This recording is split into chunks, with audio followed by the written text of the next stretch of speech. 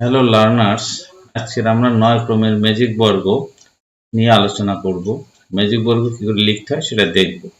9 ক্রমের ম্যাজিক বর্গের ম্যাজিক সংখ্যাটা আমরা একটু নির্ণয় করে নিই।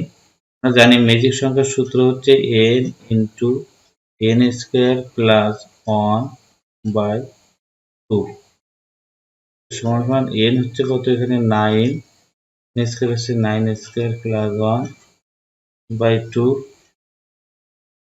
সমান সমান 9 81 আর 1/2 সমান সমান 9 ইন্টু 82/2 41 সমান সমান 9 9 36। এখন আমরা 9 ক্রমের ম্যাজিক বর্গ তৈরি করব। 9 ক্রমের ম্যাজিক বর্গ কিভাবে লিখতে হয় দেখব। তাই আগের মতোই আমাদের এখানে এই প্রথমে আছে কয়টা কলাম আছে কয়টা, 1টা 2টা 3টা 4টা 5টা 6টা 7টা 9টা কলাম আছে, সারি আছে 1 3 4 5 6 7 8 9টা। এখন এই প্রথম সারির আমাদের যে মাঝেরটা ঘর, অর্থাৎ বাম দিক থেকে 1 2 3 4 5, এই 5 নম্বর ঘরটাই হচ্ছে মাঝের ঘর প্রথম সারির। এখানে আমি প্রথমে বসাবো 1, বসানোর পরে একটা অ্যারো চিহ্ন দিব। অ্যারো চিহ্ন দিয়ে এদিকে আমার এই অ্যারো চিহ্ন এদিকে কোনো ঘর থাকে না, কিন্তু এই কলামটা আছে, তাহলে এই কলামের সর্বশেষ অর্থাৎ সবচেয়ে নিচে যে ঘর, এখানে যে আমরা লিখবো হচ্ছে 2। 2 থেকে আবার এদিকে গেলে এখানে লিখবো আমরা 3, আবার অ্যারো চিহ্ন দিব, এখানে লিখবো 4, এখান থেকে একটা অ্যারো চিহ্ন দিব, দিব 5, আবার এখান থেকে একটা অ্যারো চিহ্ন দিব। অ্যারো চিহ্ন দিয়ে অ্যারো চিহ্ন এদিকে কোনো খালি ঘর নাই, কিন্তু আমার এখানে এই সারিটা আছে, এই সারিটা পুরো সারিটা এই অ্যারো চিহ্নের সঙ্গে আছে। তাহলে আমরা এই সারির সর্বশেষ অর্থাৎ এইখান থেকে শুরু করে সর্বশেষ অর্থাৎ সবচেয়ে বাম পাশে যে ঘরটা আছে ওইখানে আমরা লিখবো 6। এখান থেকে আমরা এদিকে যাব, এখানে লিখবো 7, এদিকে যে আমরা এখানে লিখবো 8, এখান থেকে এদিকে যে দেখবো এখানে লিখবো 9। এবার এখান থেকে এখানে যাও, একটা 9 এর পরে যে ঘরটা যাওয়ার কথা ছিল সেই ঘরে আগে থেকে আমরা 1 লিখে রাখছি, ওই ঘরে আর কোনো সংখ্যা লেখা যাচ্ছে না। তখন আমরা কি করব, আবার 9 ফিরে আসবো, ফিরেছি ঠিক 9 এর নিচে যে খালি ঘরটা আছে এখানে আমরা লিখবো হচ্ছে 10। ঠিক 10 এর থেকে আবার অ্যারো চিহ্ন দিয়ে আমরা এখানে লিখবো 11।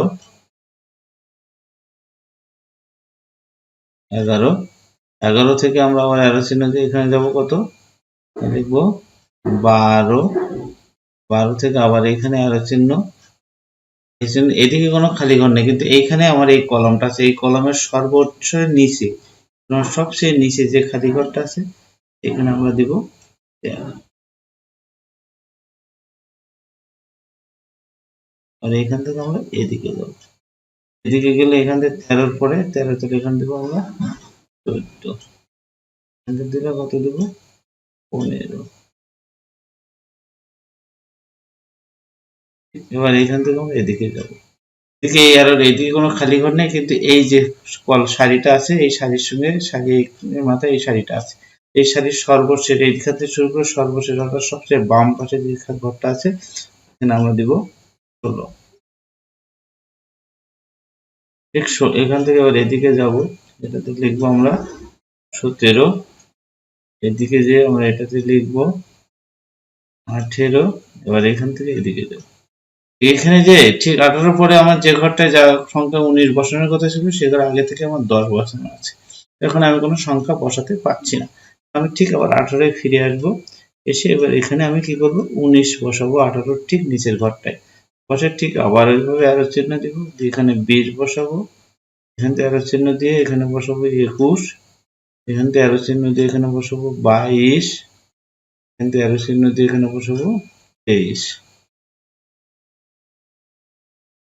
এই অ্যারো চিহ্নের এদিকে কোনো খালি ঘর নাই, কিন্তু এই যে কলামটা আছে এই কলাম, এই অ্যারো চিহ্নের মধ্যে এই কলামটা আছে, এই কলামের সবচেয়ে নিচে যে ঘরটা আছে অর্থাৎ এইখানে এইটাতে আমরা বসাবো 24। এবার এখান থেকে এখানে যাবে কত 25। এবার অ্যারো চিহ্ন দিব, অ্যারো চিহ্ন দিয়ে অ্যারোর এই দিকে কোনো ঘর নেই, কিন্তু এইখানে সারিটা আছে, এই সারির এইখান থেকে শুরু করে সর্বশেষ অর্থাৎ সবচেয়ে বাম পাশে যে ঘরটা আছে ওইখানে দিব আমরা 26 দিয়ে আবার এইখানে আমরা দেব কত 27।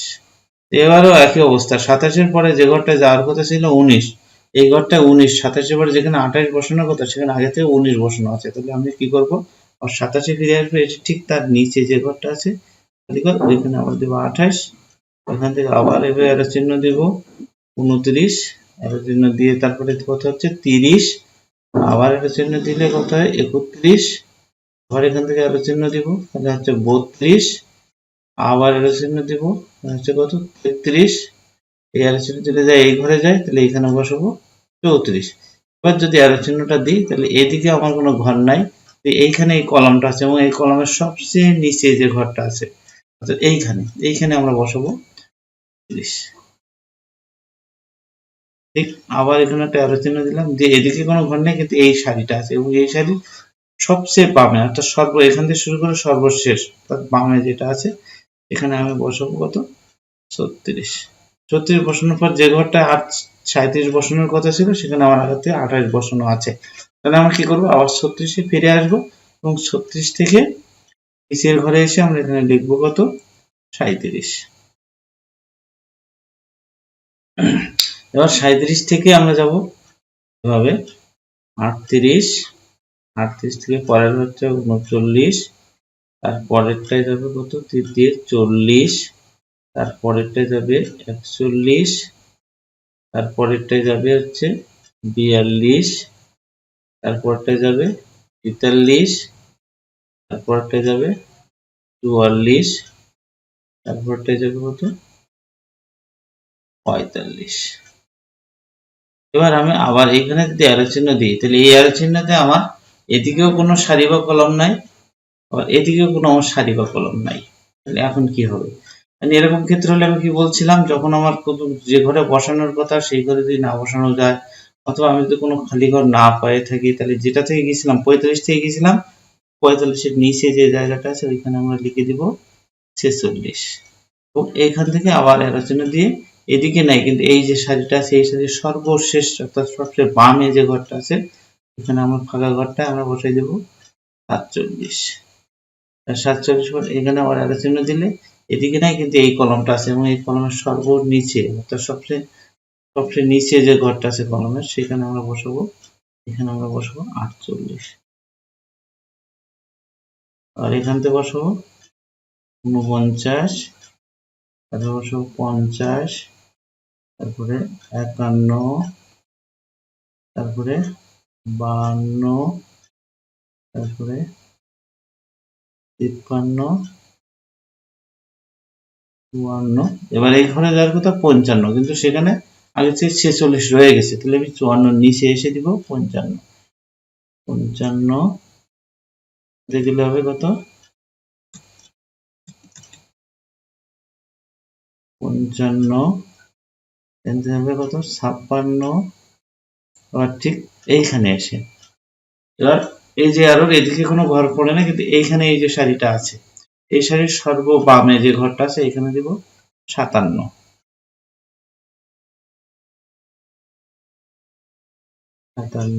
দেব, এবার এখানে দেব 58, এবার এইখানে আবার অ্যারো চিহ্ন দিলে এদিকে কোনো খালি ঘর পাওয়া যায় না কিন্তু এই কলমটা আছে এবং এই কলমের সবচেয়ে নিচে যে খালি ঘরটা আছে এখানে দিব 59, এখান থেকে এদিকে যাব এখানে দেব 60, এখানে দেব 61, এখানে দেব 62, এখানে দেব 63, ঠিক এইভাবে। এখন 63-র পরে যে ঘরটা 64 দেওয়ার কথা সেখানে অলরেডি আগে থেকে 55 লেখা আছে, তাহলে আমরা আবার কি করবো 63-তে ফিরে আসবো, এসে ঠিক তার নিচে দিব 64, এখান থেকে যাব যে পরেরটা দিব 65, তার পরেরটায় দিব 66, আর 66-র পরে আবার একটা চিহ্ন দিয়ে এদিকে কোনো খালি ঘর নেই যদি এই সারি আছে এবং এই সারির সর্ববামে যে খালি ঘরটা আছে ওইখানে আমরা দেব 67। এবার 67 থেকে শুরু করে আমরা এদিকে যাব কত 68, এখান থেকে এদিকে গেলে হচ্ছে 69, তারপর এখন আবার এদিকে আসছেন, এদিকে কোনো খালি কিন্তু এই কলামটা আছে এবং এই কলামের সবচেয়ে নিচে যে ফাঁকা ঘরটা আছে এখানে আমরা দেবো ৭০। এবার এদিকে যাব, কত হবে ৭১ হবে। আর এখান থেকে এদিকে গেলে হবে কত ৭২। আর এখান থেকে যে ঘরে ৭৩ লেখার কথা সে ঘরে আমার আগে থেকে ৬৪ রয়ে গেছে, তাহলে আমি আবার ৭২ ফিরে আসবো, ফিরে এসে নিচে দিব ৭৩। এই ৭৩ থেকে আবার এদিকে যাব ৭৪, ৭৪ থেকে এদিকে গেলে ৭৫, ৭৫ থেকে যখন আমি এখানে যাচ্ছি তাহলে কত হচ্ছে ৭৬। যে আমি আবার এখানে একটা অ্যারো চিহ্ন দিচ্ছি, যে এই অ্যারো চিহ্নের এইদিকে কোনো ঘর নাই আমার, এই যে সারি আছে ৭৬ এই যে সারিটা আছে, এই সারির এই শেষে সর্বশেষ একটা ঘর খালি আছে, এখানে আমরা দেব ৭৭। আর ৭৭-এর পরে আমরা দেব কত, এই ঘরে দেব ৭৮, তারপরে ঘরে দেব ৭৯, তারপরে ঘরে দেব আমরা ৮০। আর এখান থেকে এদিকে গেলে এখানে এইদিকে কোনো ঘর নেই, কিন্তু এই যে কলামটা আছে এই কলামের সবচেয়ে নিচে, এই কলামটার সর্বনিচে নিচে একটা ঘর খালি আছে, এটাকে আমাদের ৮১ বলবে। এবং আমাদের এখানে মোট ঘর ছিল কটা ৮১টা। ৮১ বলতে আমার এক থেকে শুরু করে আমার কিন্তু ৮১ পর্যন্ত বসানো হয়ে গেছে। এখন তোমরা যদি এগুলো যোগ করে দেখো তাহলে তোমার দেখবা যোগ কত করে হয়। এখানে যোগ করলে হবে ৩৬৯ করে মনে হয়। হ্যাঁ ৩৬৯ হবে সবগুলো। যেভাবে যোগ করে এগুলো সব হবে ৩৬৯ করে। 69 এভাবে ৩৬৯ অর্থাৎ ৩৬৯ ৩৬৯ ৩৬৯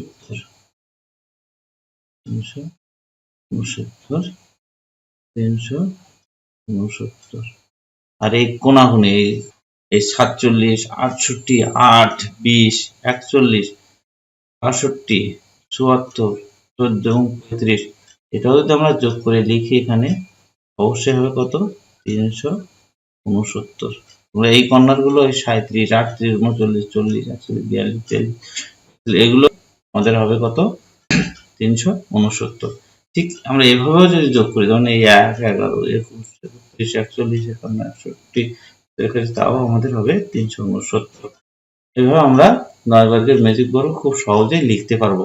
শুধু ৯ বর্গের না, এই নিয়ম ফলো করে আমরা যে কোনো বিজোড় সংখ্যক ম্যাজিক বর্গ লিখতে পারবো। সে যত বড় ম্যাজিক বর্গই হোক না কেন, যত বড় সংখ্যারই হোক না কেন, সেটা যদি বিজোড় সংখ্যা হয় তাহলে আমরা এই পদ্ধতিতে নির্ণয় করতে পারবো। সকলকে ধন্যবাদ।